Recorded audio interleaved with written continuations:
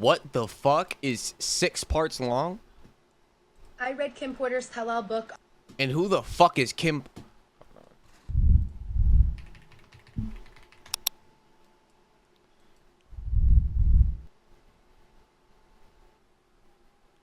She just dead.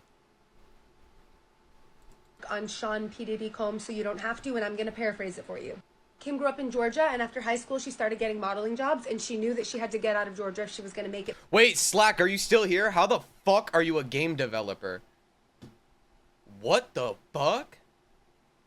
Nah, why do I see everyone have that badge? So she moved to the What's the method, bro? Put me on. Coast, I'm assuming to LA. They said Diddy killed her. This is where she met her husband, let me watch. Al. So he was in the industry. They fell in love. They got married at 19, and she immediately had a child named Quincy. She really loves this guy. It didn't work out. They did get divorced, but they stayed really good friends, and he's someone that's still very near and dear to her.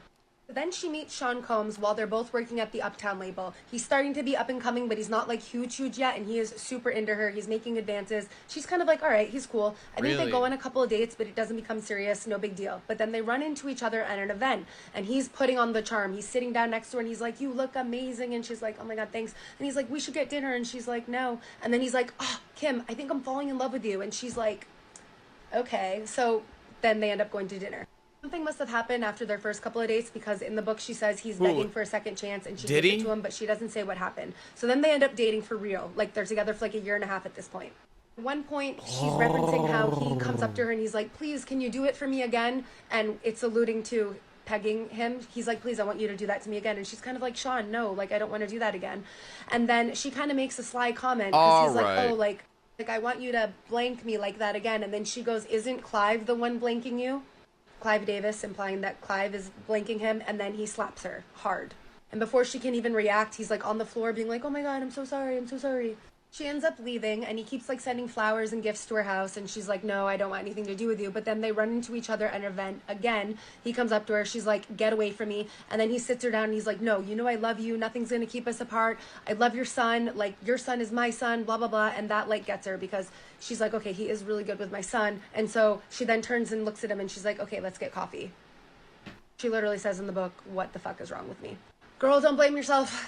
Then Sean comes to her house for their like reuniting date. He's got flowers. He's like being super good with the kid.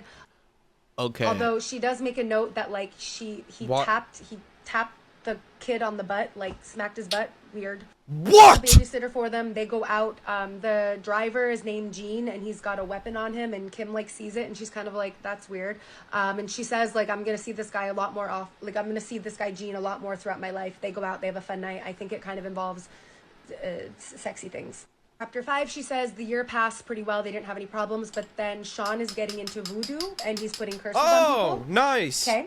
This is where Mary J. Blige enters the chat. So I guess he starts working with her, and then he admits that he's actually hooked up with her. And so Kim gets pissed, but then he suggests, hey, why don't we have a threesome, the three of us? And Kim's kind of like, I mean, she is pretty. I don't know. So they end up having a threesome. She's like, I don't know, like Mary J. Blige is super beautiful. I'm not into women, but exploring my sexuality was enticing, so whatever.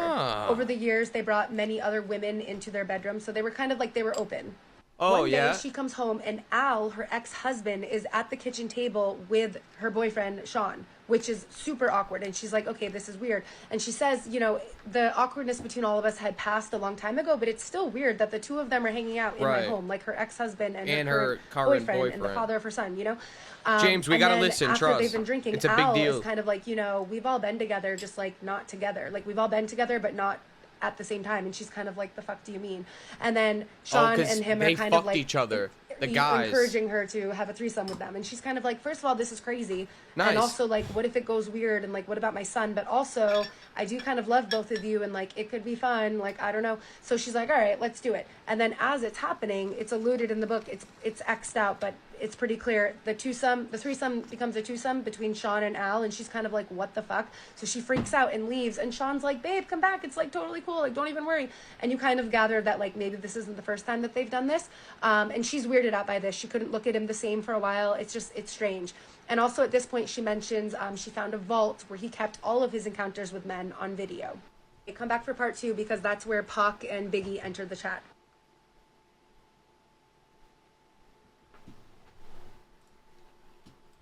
2, this is where Biggie and Tupac get mentioned. So Biggie has taken over East Coast hip hop, and then Sean is basically orchestrating everything in the industry. Like, he's got people helping write rap lyrics, he's got people helping produce beats, and he's working with people who are like deciding who's gonna be the next it person. And Sean is sleeping with a lot of people, including very powerful men within the industry. She says like the names that are like, they would blow your mind if you knew some of these names, and also a lot of people you've never heard of but that are really important in the industry. She also says he started hosting parties with fancy names, which were basically just a way to have orgies.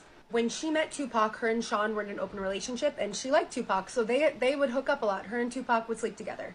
But then one day, things take a turn because she's hanging out and Tupac is there and Sean is there, and he knows that they've hooked up, and he basically turns to Tupac and he's like, my baby's bad, right? And Tupac's like, yeah. And he's like, yeah, she is. And Kim's kind of like, like, and then Sean's like, who do you think is better? Like who do you think is like better at doing it to her? And Tupac's kind of like, bro, what? And he's like, let's find out, like, who's better. Like, I bet my blank is bigger than yours. And Tupac's like, what the fuck? And Kim's also like, dude, what the fuck? Super disrespectful. And he's like, yeah, let's see right now. Like, let's see who can make her blank the fastest. And like, it seemed like Tupac then says like, are you about to take your shit out right now? And like, it's just bad. Kim's pissed because she's like, you're disrespecting me. Tupac's pissed because he's like, first of all, this is awkward. Second of all, I told you 100 times, like, I'm not into you. Sean kept like making advances. Tupac's, I'm not gonna hook up with you, and this is awkward. So he leaves. He's James, pissed. just Kim's mute it. pissed. So then things are very come back in 5 contentious minutes. between Sean and Tupac. Like, they avoid each other. He's actually now avoiding Kim as well. So like, he wants nothing to do with either of them, and there's just tension between them. Turn it she off, even James. said like there was a couple times where it seemed like someone was gonna throw a punch. And then she says one day she walks into the studio in the morning and she overhears the conversation. Sean is having a conversation with who she calls Jimmy the henchman, and what she hears him say is, and I quote, "Pac don't leave that fucking studio alive." And then she says, "I don't think I was meant to hear that." So she just continues like she didn't hear that, and she's like, "Oh, good morning, guys. I'm ordering breakfast. What do you want?" They place their little orders, like, right? And she definitely heard it. And as this Jimmy guy is leaving the studio, he says to Sean, "Great, let's make that happen." So like, confirmed. And he says, "I'll make the call." I'm gonna read this part verbatim because I think it's important. "I wasn't in the studio the night Pac survived being shot, thank God. From what I understand, Sean and Chris saw Pac at the studio after he'd been shot and did nothing. The way God works. After being shot, Pac made it to the elevator and tried to escape, but it stopped at the floor that Sean and Chris were on. When the doors opened, they saw him lying on the elevator floor, riddled with bullets. The fact that they didn't call an ambulance, although they saw that Pac was sitting there lying, swimming in a pool of his own blood, would be all the evidence Pac ever needed.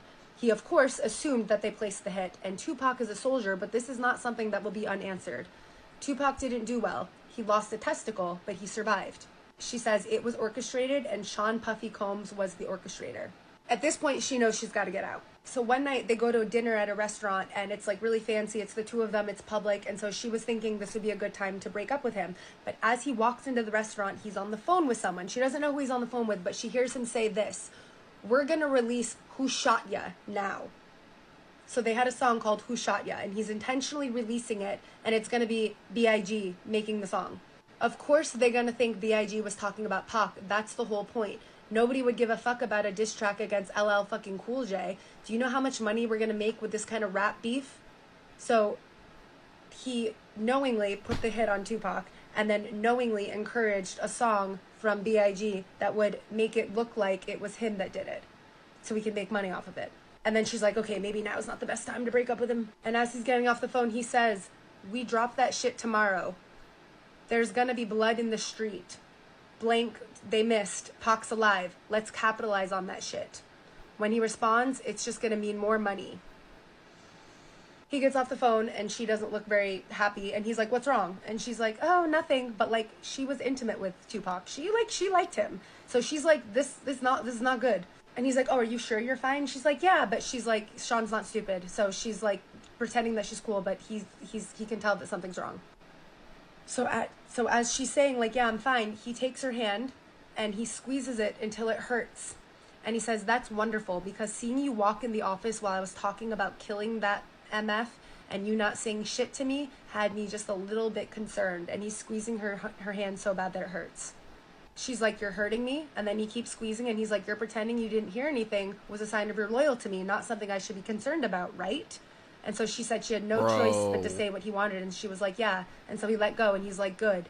And then he says, "Remember, I'm the big D." And then he's like, great, let's have wine. And it's at this moment that she realizes she's trapped. Okay, come back for part 3. Holy shit. Part 3, and if you're wondering why I'm making these videos and not talking about Paris like I usually do, first of all, I'm also interested, and second of all, every person's summary that I've seen online has just been either too slow or like just like not all encompassing, and I was like, oh my god, I have to do it myself, so that's why. Okay. It's at this point she says Sean has a bad temper. He yells sometimes, he's roughed me up a couple of times, but he's never like bruised her. And he's never put a hand on Quincy, her son. She says, at that time, I never thought of him touching Quincy in any way, which makes me nervous for what's to come in this book. And then she's starting to think, like, wait, is this all because he's jealous of Tupac? And then she goes on to say, the last time he put his hands on me, it was because I enjoyed Jamie Foxx too much. But she says, well, he enjoyed him too. And he's like, he gets so jealous. Like Sean gets so jealous. So then a third person joins them at dinner. And it's Sean Carter. And then she says, the Seans may share a bed together from time to time, but thankfully I was never asked to join.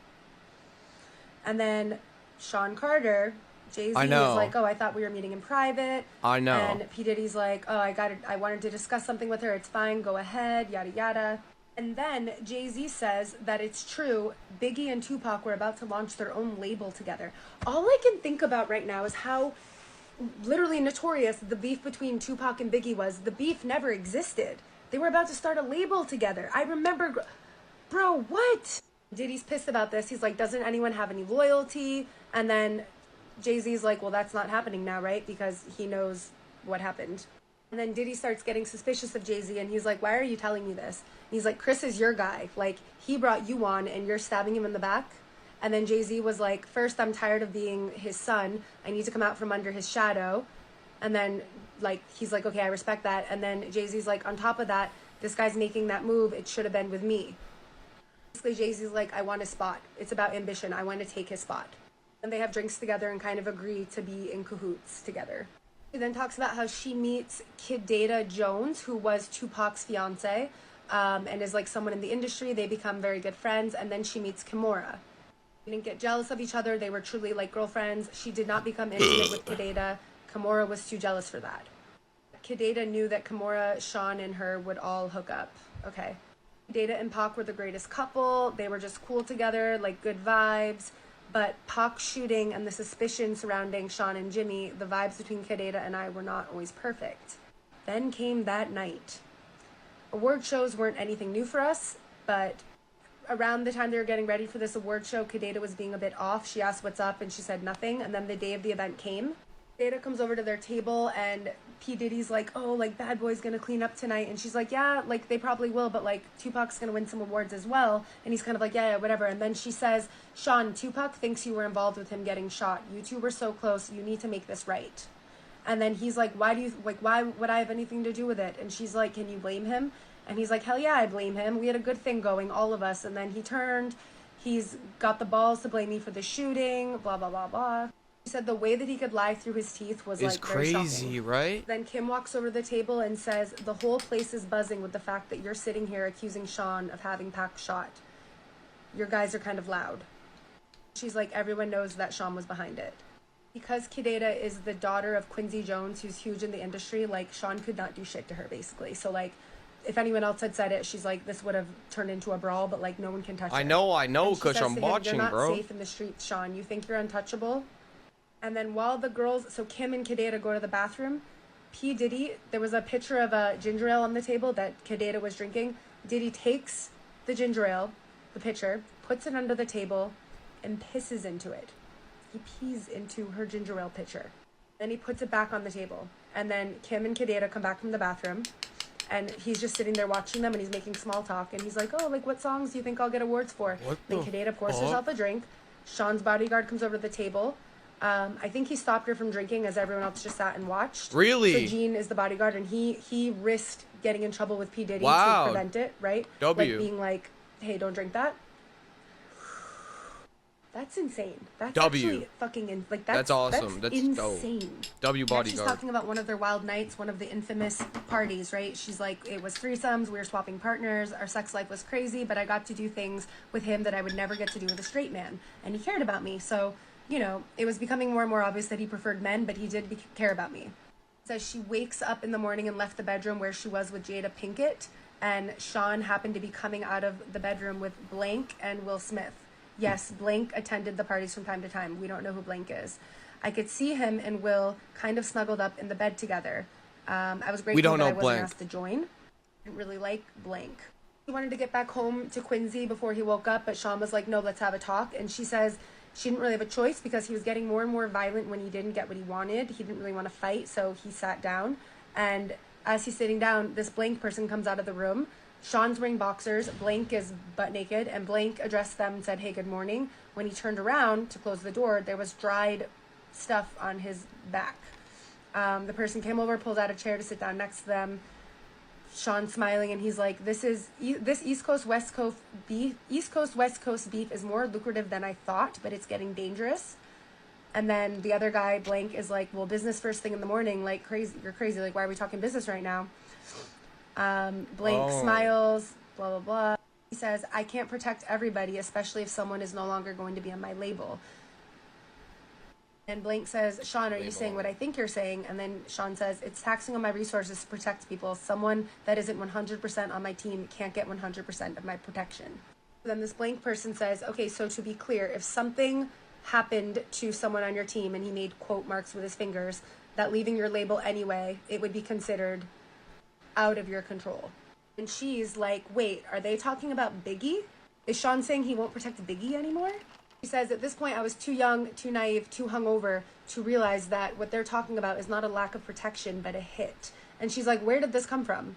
The world was about to lose Biggie. At this point, she says to him, because she like decides she has to speak up, she's like, but Sean, he hasn't left yet. They're just rumors. Are you really going to let him die because of some rumors?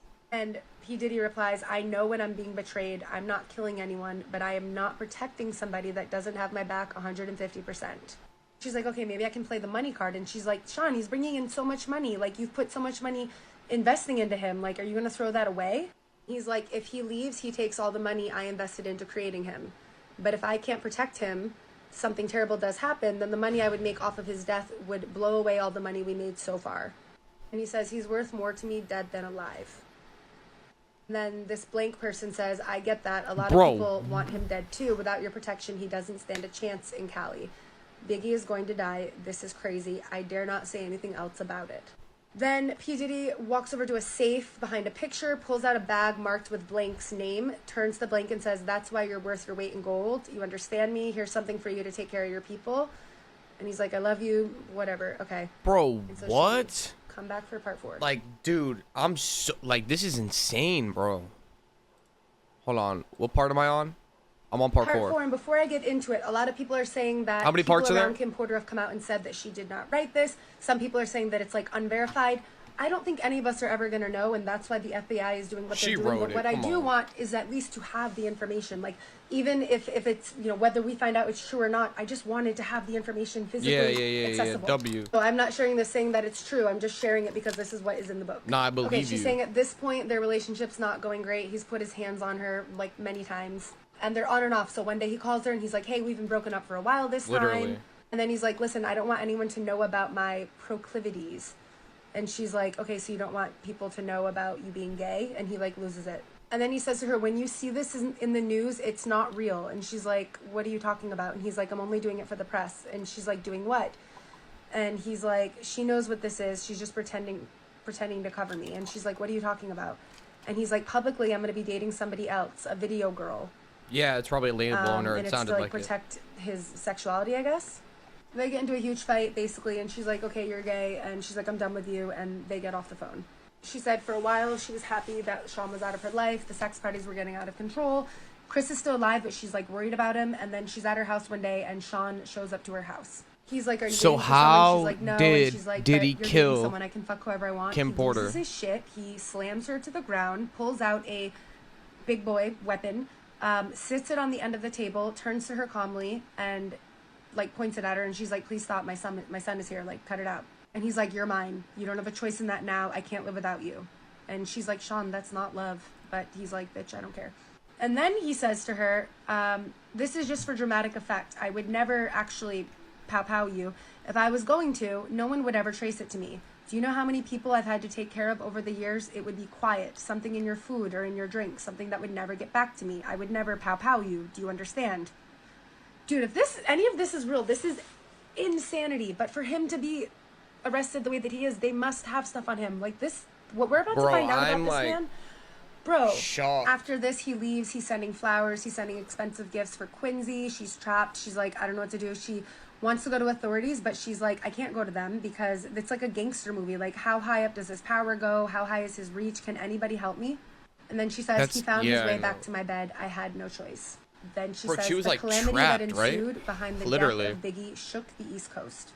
Sean could have stopped it. He was complicit in it. He was a contributor. He knew it was going to happen, and he didn't stop it, and that was his friend. The It could song be. Every Step I Take is really fucked up now. Like, No. genuinely Because I fucked think up. they mentioned that guy. Okay, one night they're out to by dinner, name.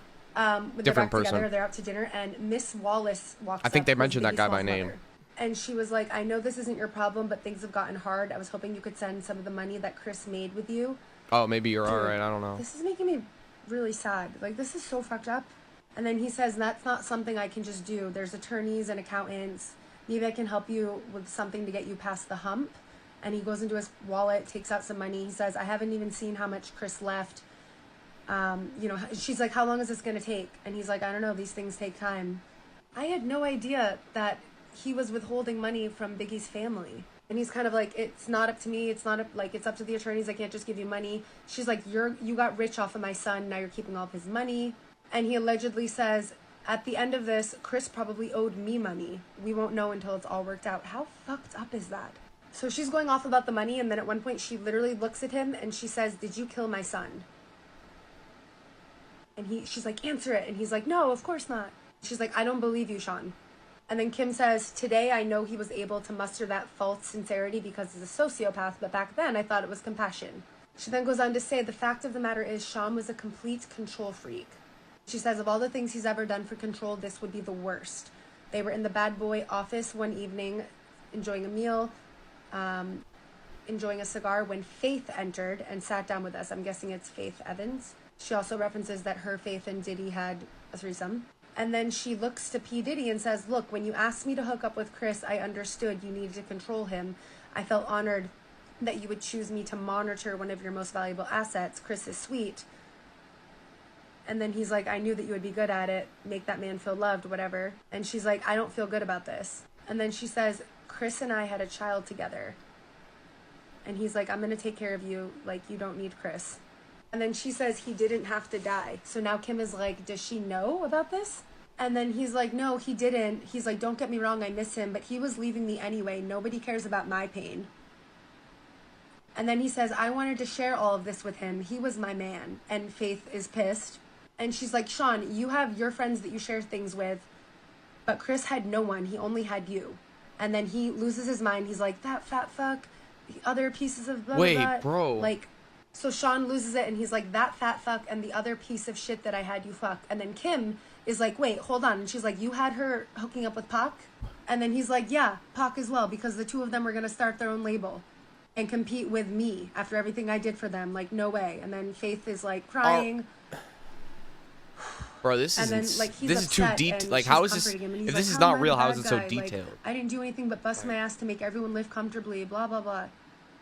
Jesus. Okay, come back for the next part. Okay, I'm here. This book and the accusations that are coming from What's it the are book called? insane because they're at home one night. How do Quincy they? is Why are staying they with a saying it's friend. They're fake? having a alone Is it time, real or and not? someone rings the doorbell, and who is at the door but none other than Jennifer Lopez.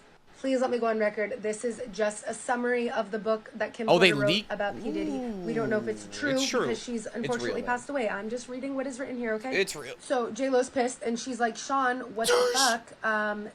Why the hell did you have to start shooting? Isn't that what we have bodyguards for? And so Kim's kind of like, what's going on? And then J-Lo explodes, and she's like, what's going on? This guy shot up a club. And Sean's like, calm down. And J-Lo's like, calm down. You shot a bunch of innocent people, Sean. She mentions at this point, P. Diddy like puts his arm on J-Lo, and he's like, calm down. And she's like, this is something he does to try to like manipulate us. And then she says, why do you so think Biggie's Diddy's the one who replacement will said they take the didn't. fall for you? And then Kim's like, Biggie's Of course. replacement. Like, could she be talking about like? And then she says, are you talking about Shine? And then J-Lo's like, yeah, Shine. I'm gonna be real. I have no idea who Shine is. Never heard of him. Yeah, just who's Googled him. Shine? I don't think he ever got. Try to very do big. who? And then she says that somebody contacted her attorney for a Who's statement. Shine? So she's like, "This Shine. is not under control, dude. Like, 'cause I Shine! was a witness, and you're I'm not just gonna get kidding. away with it." So I guess like the shooting in the club, they're gonna try to put it on Shine, and she's like, "What if halfway through his sentence she he starts took the talking?" She's like, "No blame. one's gonna be that loyal to you." And he's like, "I won't do that." And then J Lo's like, "So you're gonna kill him too, bro? How many people know about this?"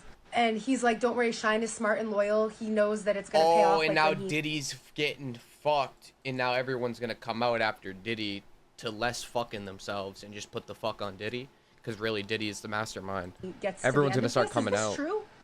Right? Yeah, it's true. Shine, a former protege of Combs, was sentenced in 2001 to 10 years in jail for an assault conviction stemming from a 1999 nightclub shooting in New York that involved shit. Combs and his then Hold on, I girlfriend want. J-Lo.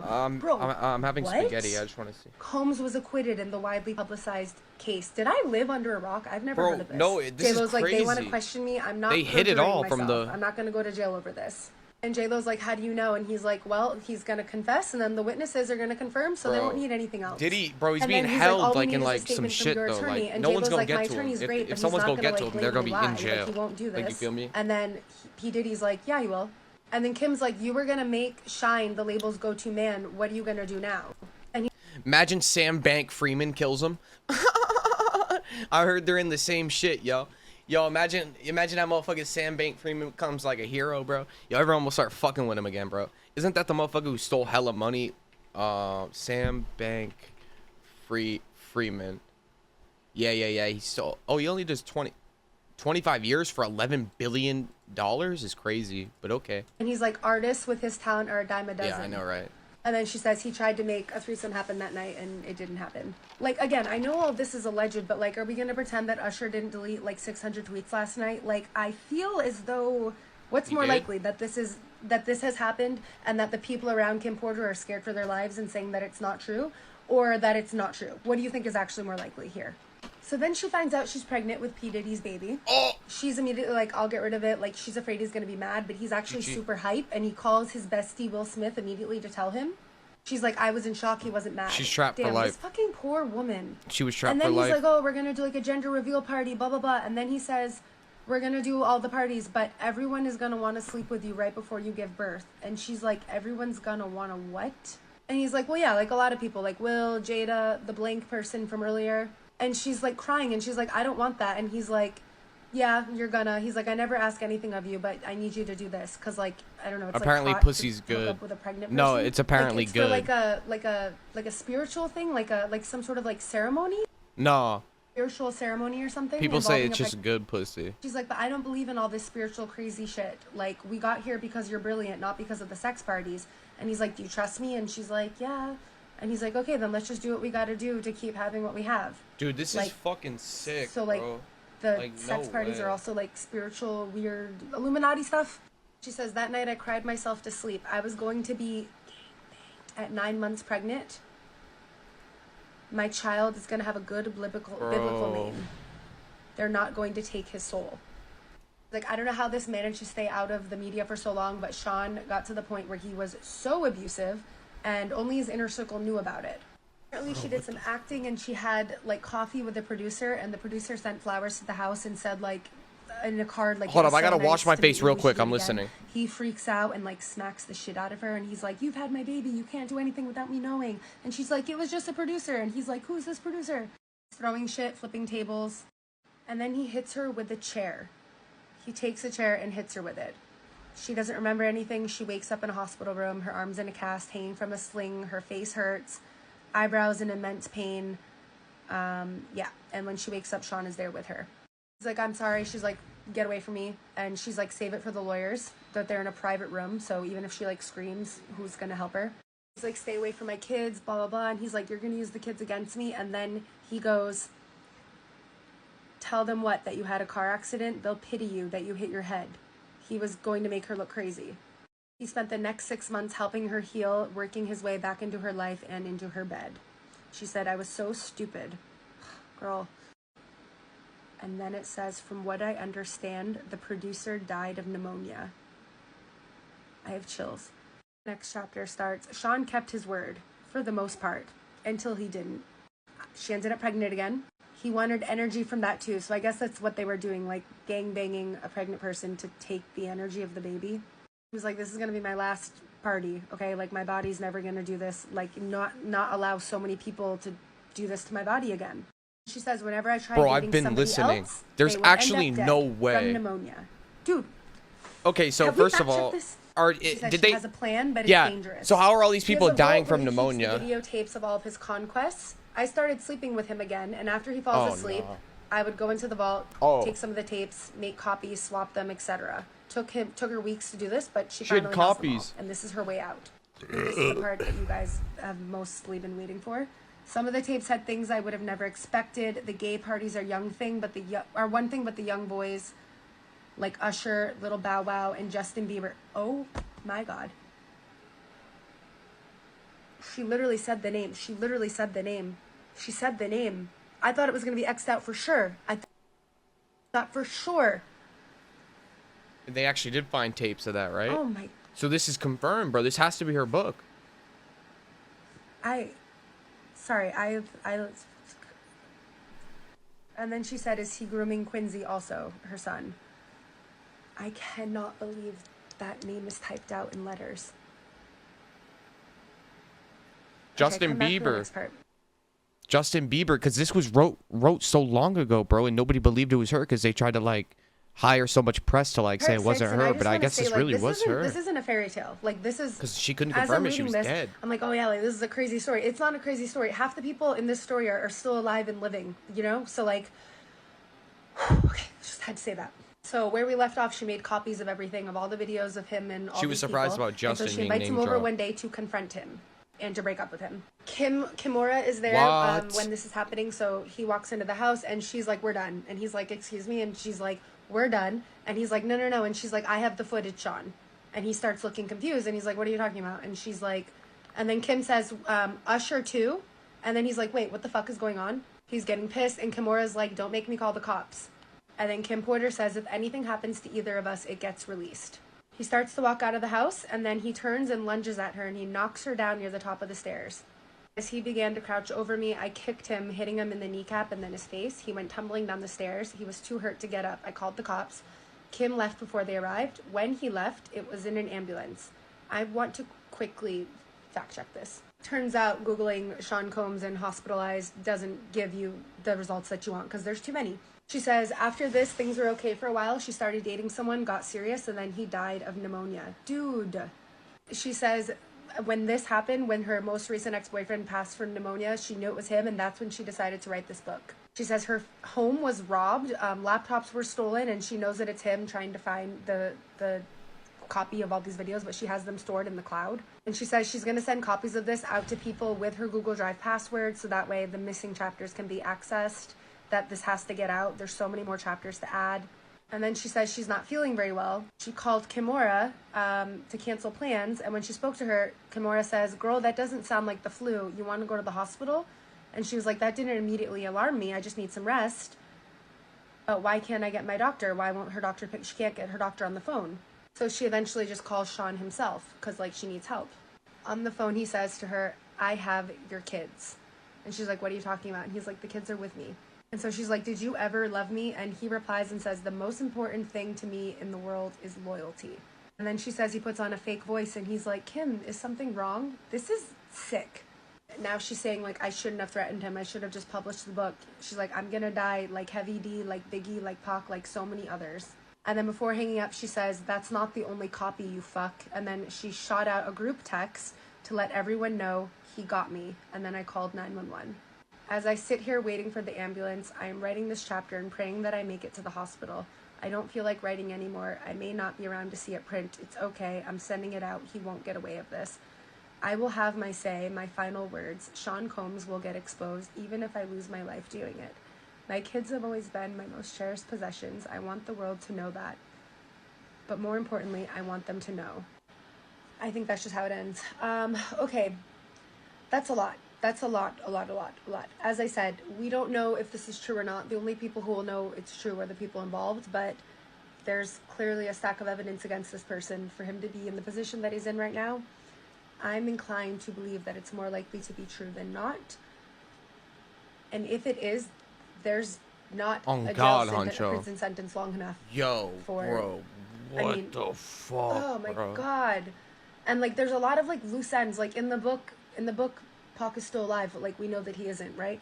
And like that stuff with Jay-Z, like it's just alluded to. Like there's clearly a lot more that we don't know. I'm sorry, like I'm not good at words right now. I feel like I'm kind of in shock because that had a lot Bro, more than what you're in shock. Bro. Holy shit, bro. What the fuck did we just like, bro, what did we just watch, bro? Like, holy shit.